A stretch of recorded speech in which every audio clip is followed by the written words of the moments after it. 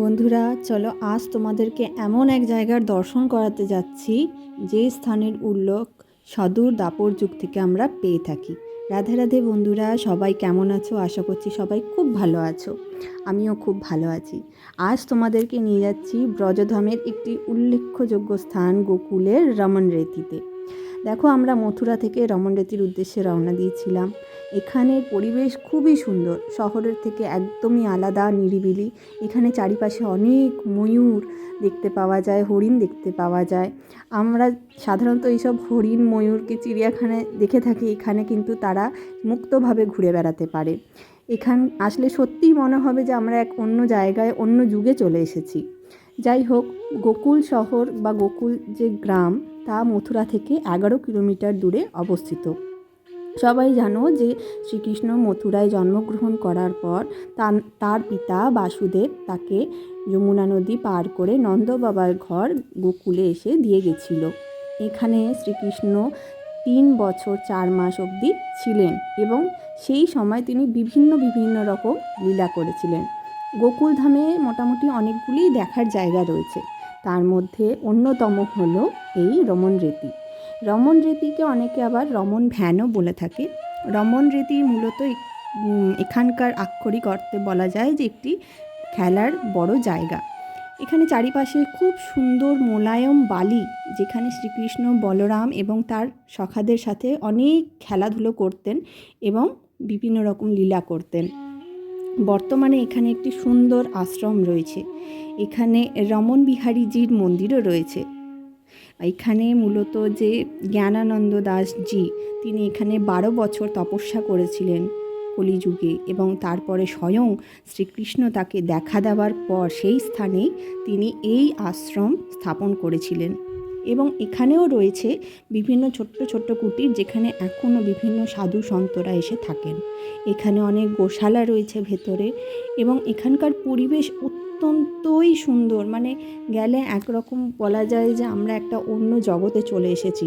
তোমরা দর্শন করছো এখানে রমণ বিহারীজির মন্দিরের মূর্তি, এবং এখানে সবসময় বিভিন্ন রকম কথা, ঠাকুরের বা লীলার কাহিনী পাঠ হতে থাকে। এই হচ্ছে এখানকার মূল আকর্ষণ। তোমরা দেখতে পাচ্ছ সবাই কীরকমভাবে এখানে বালি নিয়ে খেলাধুলো করে। এই বালি অতীব দুর্লভ, এটা বালি বলা যায় না, রজ বলতে হয়।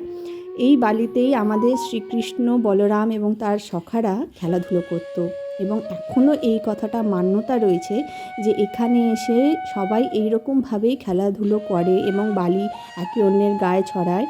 তাতে শ্রীকৃষ্ণ খুবই খুশি হন এবং বলে নাকি যে বিভিন্ন রকম রোগ জ্বালা পাপ থেকে মুক্তি পাওয়া যায়। আমরাও তার ব্যতিক্রম যাইনি।